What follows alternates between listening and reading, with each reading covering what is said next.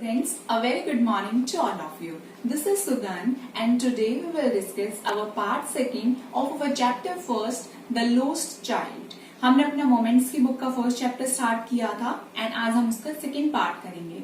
हमने अपने first part में यही किया था कि जो चाइल्ड है वो बहुत सारी अलग अलग चीजों से बहुत ज्यादा फैसिनेटेड हो रहा है, उन चीजों से बहुत ज्यादा अट्रैक्टेड हो रहा है एंड अभी हम इस पार्ट में ये देखेंगे कि अभी तक तो उसके पेरेंट्स उसे हर चीज के लिए मना कर रहे हैं, लेकिन कहानी में ऐसा क्या चेंज आता है कि अगर उसे सेम टू सेम कोई और बंदा इन चीजों के लिए उसे ऑफर करे तो वो मना क्यों कर देता है. अब यही इस चीज का सबसे बड़ा क्वेश्चन है इस पूरी की पूरी स्टोरी का.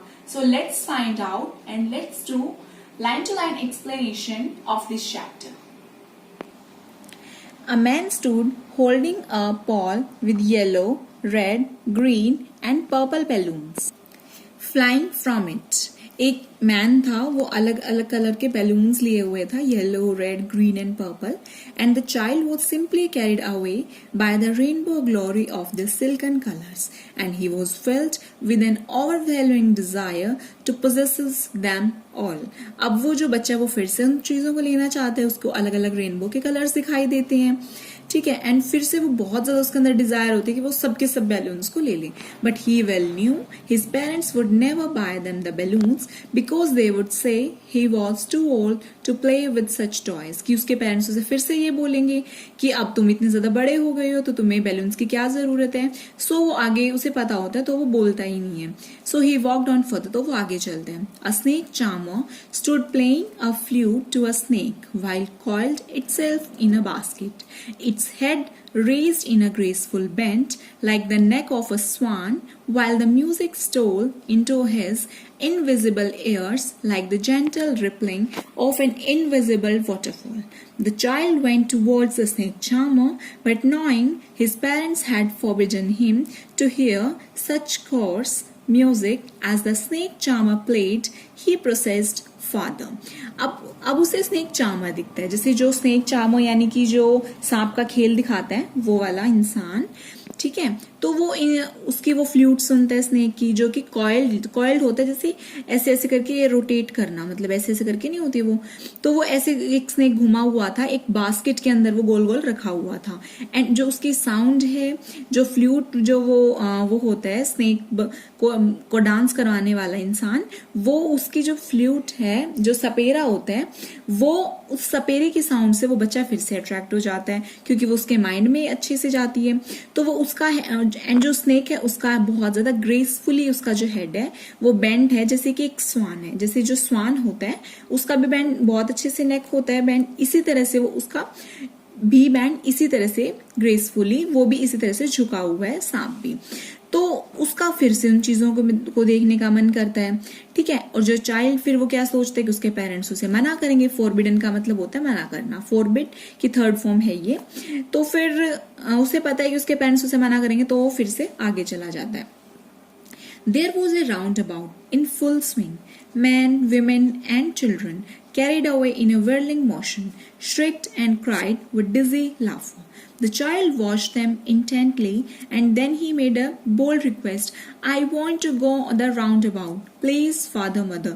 Roundabout होता है जैसे एक जो बड़ा सा झूला होता है, गोल गोल सा. आई थिंक वो हम सब ने अपने चाइल्डहुड में एक बार अच्छे से एंजॉय किया है. तो फिर से उसे देखता है, उसके अंदर बहुत सारे लोग हैं, तो फिर से व्हिर्लिंग मतलब घुमावदार मोशन के अंदर चलता है, जिसके अंदर जो लोग हैं वो शाउट करते हैं, चिल्लाते हैं, और चक्कर की वजह से वो बहुत ज्यादा हंसते हैं. तो चाइल्ड का फिर से मन करता है, वो उनको इंटेंटली मतलब उनको बहुत ज्यादा ध्यान से देखता है, और वो अपने पेरेंट्स से फिर से रिक्वेस्ट करता है, प्लीज मुझे जाने दो, झूला झूलने दो मम्मी पापा, इस तरह से. There was no reply. He turned to look at his parents. They were not there ahead of him. He turned to look on either side. They were not there. He looked behind. There was no sign of them. लेकिन उसे कोई answer ही नहीं आता. वो पीछे मुड़ के देखते हैं, वहां पे कोई था ही नहीं. उसने अपनी दोनों तरफ देखा, वहां भी कोई नहीं था. उसने पीछे देखा तो भी कोई नहीं था, कि उनका कोई साइन भी नहीं था. A full deep cry rose within his dry throat. And with a sudden jerk of the body, he ran from where he stood, crying in a real fear, Mother, Father. अब वो जैसे छोटा सा बच्चा होता है वो तो, अब वो उसने अपने सूखे हुए गले से बहुत जोर से रोना स्टार्ट कर दिया। ज का मतलब एक झटके के साथ, नहीं बहुत ज्यादा जैसे जोर जोर से, जहां पे वो खड़ा था। और इस डर में वो फटाफट से बोल रहा है mummy papa. Tears roll down from his eyes, उसकी आंखों से बहुत ज्यादा टीयर्स मतलब आंसू गिर रहे हैं। हॉट एंड फियर्स, हॉट मतलब उसे जैसे बहुत ज्यादा बुरा भी लग रहा है, गुस्से में भी था वो। एंड फियर्स मतलब aggressive fast. His flushed face was convulsed with fear. अब जो उसका एक्साइटेड फेस था वो किससे, डर से शेक कर रहा है, कभी उसके पेरेंट्स गुम ना हो जाए। पैनिक स्ट्राइकन, वो बहुत ज्यादा डरा हुआ था। पैनिक मीन्स वेरी फ्राइटन, बहुत ज्यादा डरा हुआ। He ran to one side first then to other, hither and thither in all directions, knowing not where to go. Mother, father, he wailed. His yellow turban came untied and his clothes became muddy. अब वो इधर उधर जाता है, वो पहले एक तरफ जाता है फिर वो दूसरी तरफ जाता है। हीदर एंड दीदर का मतलब है इधर उधर और सभी के सभी डायरेक्शंस में, और उसे पता नहीं कहाँ जाना है। वो फिर से वेल का मतलब होता है विलाप में, यानी कि रोने के लिए चिल्लाना। एंड जो उसकी जो येलो कलर की जो उसने टर्बन पहनी हुई थी और वो भी अब जैसे खुल गई थी, और उसके जो क्लोथ्स थे वो भी बहुत ज्यादा मडी हो गए थे, यानी कि वो भी मैले हो गए थे। Having run to and fro in a rage of running for a while, he stood defeated, his cries suppressed into sobs. A little distances on the green grass he could see through his filmy eyes man and women talking.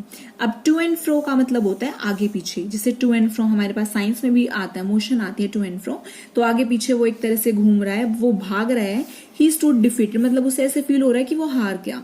And जो उसकी अब रोने की आवाज है वो एक सिसकने लग गया, मतलब वो अब सुबक सुबक के रोने लग गया। वो हम सोप्स का मतलब, सोप्स का मीन वो, ठीक है। थोड़ी सी दूरी के ऊपर on the green grass he could see, वो ऐसे देख सकता है ग्रीन ग्रास के अंदर, वो अपनी फिल्मी आई से जहाँ पे आदमी थे औरत थे वहां पे बातें कर रहे थे, उन्होंने उसे ध्यान से देखा कि उसके पेरेंट्स कभी वहां तो नहीं है। Among the patches of bright yellow clothes, उन मतलब अलग अलग ब्राइट से येलो क्लोथ्स के बीच में, लेकिन वहां पे उसके मम्मी पापा का कोई भी साइन नहीं था। उन लोगों के बीच में who seem to laugh and talk just for the sake of laughing and talking, सिर्फ और सिर्फ हंसने के लिए, बातें करने के लिए जो ऐसे हंस रहे थे, उन लोगों के बीच में उसके पेरेंट्स नहीं थे। He ran quickly again, this time to a shrine, to which people seemed to be crowding. Every little inch of space here was congested with men. अब वो फटाफट से मंदिर की तरफ भागा। श्रीन का मतलब क्या होता है, टेम्पल, ठीक है। जहां पे बहुत सारे मैन थे वहां पे क्राउडिंग मतलब बहुत ज्यादा भीड़ भाड़ थी, और हर एक इंच जो जमीन थी उसका हर एक इंच भरा हुआ था।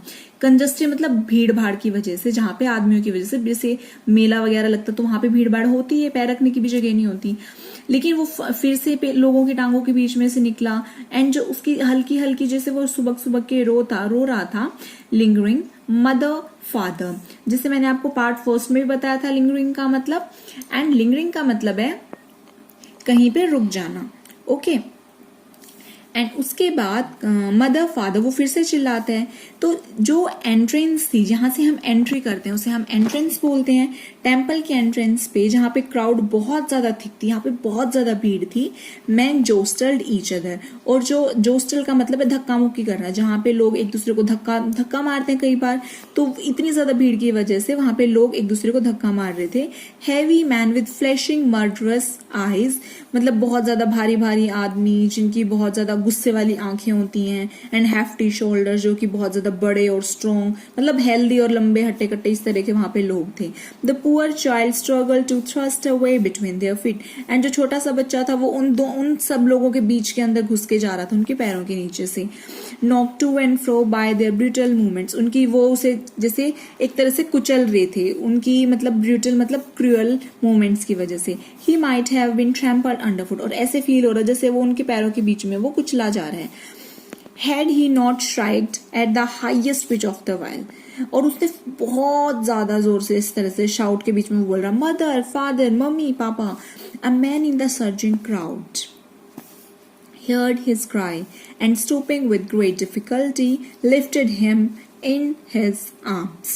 And एक आदमी उस उमड़ती हुई भीड़ में, सर्जिंग का मतलब है उस उमड़ती हुई भीड़ में निकला। एंड टू स्टूपिंग का मतलब होता है नीचे झुकना, to bend your head and shoulder, जैसे हम कोई चीज उठाने के लिए नीचे झुकते हैं तो उसका मतलब क्या होता है, स्टॉपिंग। तो उसने छोटे से बच्चे को उठाने के लिए थोड़ी सी मुश्किल तो हुई उसे, लेकिन उसने उसे उठाया एंड उसे अपनी आर्म्स में ऊपर उठा लिया। How did you get their child, तुम यहाँ कैसे आए बच्चे। हुज बेबी आर यू, तुम किसके बच्चे हो। The man asked as he steered clear, मतलब उस जो मैन था उसने उस बच्चे को कंफर्ट फील करवाने के लिए उसने बोला of the mass. The child wept more bitterly, और अब जो बच्चा था वो और ज्यादा बुरी तरह से रोने लग गया। वीप की थर्ड फॉर्म क्या है, वेप्ट, यानी कि रोना। तो देन एवर नो, बहुत ज्यादा बुरी तरह से, और वो सिर्फ और सिर्फ एक ही चीज बोल रहा था, I want my mother, I want my father, कि मुझे अपनी मम्मी चाहिए, मुझे अपने पापा चाहिए। The man try to soothe him, soothe का मतलब होता है किसी भी इंसान को कंफर्टेबल फील करवाना, ठीक है। And by taking him to the round अबाउट, सॉरी जो ये स्टीयर्ड होता है, मैंने आपको मतलब इसका ये बताया था कि जो कंफर्ट फील करवाना, लेकिन स्टीयर्ड का मतलब होता है किसी भी सिचुएशन को कंट्रोल करना, ठीक है। जैसे मैन ने उस चीज क्लियर ऑफ द मास, बहुत सारे आवाज के बीच में उस जो मैन था उसने उस सिचुएशन को कंट्रोल करने के लिए उससे पूछा था कि तुम किसके बच्चे हो, इस तरह से। एंड अब वो आदमी था, उसे कंफर्टेबल फील करवाने के लिए क्या उस बच्चे उस मैन ने उसे क्या बोला, taking him to the round about, will you have a ride on the horse, क्या तुम घोड़े पे जाना चाहोगे। He gently asked as he approaches the ring, कि हम फटाफट से वहां चलते हैं। The child throws store into 1000 shrill sobs, and अब जो छोटा उससे बच्चा था उसका गला वो बहुत ज्यादा बुरी तरह से रोने लगा और वो बहुत सुबकने लगा, और वो अब सिर्फ एक ही चीज बोल रहा था, I want my father, I want my mother, मुझे सिर्फ और सिर्फ मेरे मम्मी पापा चाहिए। The man headed towards the place where the snake charmer still played on the flute to the swaying cobra. अब आदमी उसे कॉब्रे के पास लेके गया जहां पे वो स्नेक चार्मर जो सपेरा था वहां पे वो फ्लूट बजा रहा। स्वेइंग का मतलब होता है लहराना। Listen to that nice music child, he pleaded, उसने बहुत ज्यादा अच्छी तरह से उसे बोला कि इस म्यूजिक को सुनो। But the child shut his years with his finger, लेकिन छोटे से बच्चे ने क्या किया, अपनी कानों के ऊपर अपने हाथ रख दिए और बहुत ज्यादा बुरी तरह से शाउट किया, आई want my mother, I want my father. The man took him near the balloons, thinking the bright colors of the balloons would distract the child's attention and quieten him. Would you like a rainbow-colored balloon? He persuasively asked. अब उस man ने क्या किया, वो उसने सोचा कि छोटा सा बच्चे को अब मैं डिस्ट्रैक्ट कर देता हूँ, उसका माइंड भटका देता हूँ उसे बैलून्स देके। अब उसने उससे ये पूछा कि क्या तुम इन बहुत रंग बिरंगे या फिर रेनबो जैसे कलर्स के बैलून्स को लेना चाहते हो। परसुएसिवली मतलब जोर लगा के उसने पूछा। And the child turn his eyes from the flying balloons and just sobbed, I want my mother, I want my father। और उस बच्चे ने फिर से क्या किया, फ्लाइंग बैलून्स को छोड़ के उसने सिर्फ सुबह कहा मुझे मेरे मम्मी पापा चाहिए, जिसे अक्सर ऐसे बच्चे करते हैं। The man still trying to make the child happy, अभी भी वो इंसान उसको हैप्पी फील करवाना चाहता था। bore him to the gate where the flower seller sat, मतलब जो अब से कहानी के अंदर जो चीजों को वो लेना चाहता था वो आदमी उसे सारी की वही चीजें ऑफर कर रहा था। अब वो उसे गार्लैंड फ्लावर सेलर के पास लेके गया। Look can you smell those nice flowers child, क्या तुम इनकी अच्छी अच्छी सुगंध को स्मेल कर सकते हो। Would you like a garland to put round your neck, क्या तुम चाहते हो तुम्हारे गले में एक माला पहनाए। The child turned his nose away from the basket and retired his soul. I want my mother, I want my father। अब फिर से उसने अपनी जैसे ऐसे वहां से उसने अपनी नाक हटा ली जैसे बास्केट में कि मुझे नहीं कुछ भी स्मेल करना, और उस अपने आप को बुरी तरह से वो फिर से सुबह कि मुझे मेरे मम्मी पापा ही चाहिए। Thinking to humor his disconsolate Charles by a gift of sweets, the man took him to the counter of the sweet shop. What sweets would you like, child? He asked. अब उसने क्या किया, बहुत ज्यादा अनहैपीली तरीके से उसने सोचा कि मैं इसे स्वीट्स देता हूँ। मैंने उसे शॉप पे लेके गया, स्वीट शॉप पे। उसने काउंटर पे जाके पूछा तुम्हें कौन से स्वीट्स चाहिए। What sweets would you like, child? The child turned his face from the sweet shop and only sobbed, I want my mother, I want my father, कि मुझे सिर्फ और सिर्फ मेरे मम्मी पापा चाहिए। ओके एंड स्टूडेंट्स, ये वाला chapter यहाँ पे खत्म हो गया है। अब आप एक बार जो ये क्वेश्चंस हैं, ये इसके टेक्सचुअल क्वेश्चंस हैं, आप इनका स्क्रीनशॉट ले लीजिए एंड आप अपने घर पे बैठ के इनको ट्राई आउट कीजिए, इनको अपनी रफ नोटबुक के अंदर नोट डाउन करें। सो आई होप आपको ये वीडियो अच्छी लगी होगी एंड आपको चीजें समझ भी आई होंगी। अगर आपको कोई भी डाउट हो देन आप अपनी कमेंट्स बॉक्स में अपने कमेंट्स कर सकते हो। ठीक है, एंड आई होप आप अच्छे से चीजों को समझो and please do like and share this video. Have a beautiful day, have a beautiful evening. Thank you so much.